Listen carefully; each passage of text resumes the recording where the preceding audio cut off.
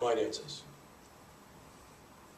At the end of the legislature's budget process, a budget was passed that added approximately $3 million of one-time revenues and restored approximately $500,000 of operating expenses. These actions increased the budget gap for next year, 2013, to approximately $14 million and weakened our financial position. As a result, Moody's reduced our bond rating from AA3 to A1, stating, and I quote, "The downgrade reflects the county's weakened financial position due to recurrent operating deficits, with another deficit expected in the current year," quote, unquote, and that, quote, "failure to achieve structural balance in the fiscal year 2013 could result in further downgrade," close quotes.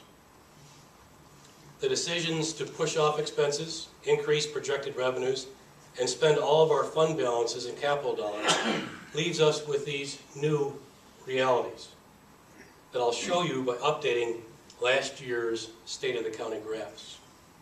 The first graph you'll see is the projected budget gap. From this graph, everyone can clearly see Albany's $2.7 million increase in unfunded mandates. On the graph, you'll note it's 4 with the asterisks. The approximate $3 million of expenses pushed from 2012 and the other additional expenses driving a $14 million deficit.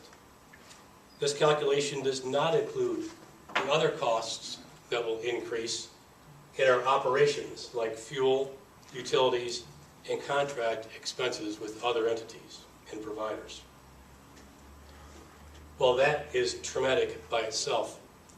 The more stark reality is there is virtually nothing left in our operations to cut to deal with this deficit, as evidenced by the following graph.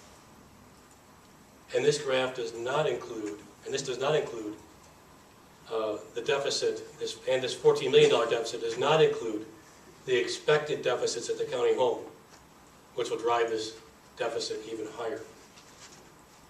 From this graph, you can see $80 million of the total local share spending is consumed by Medicaid, social services, sheriff, and the Department of Public Facilities.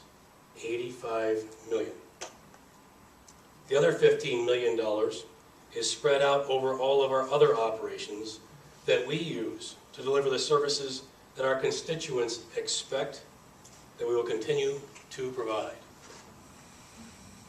This next graph, where can we reduce? This slide is blank because we are faced with very difficult and challenging decisions over the next few months. What I do know is that we need real answers out of Albany other than just cap the property taxes at 2%.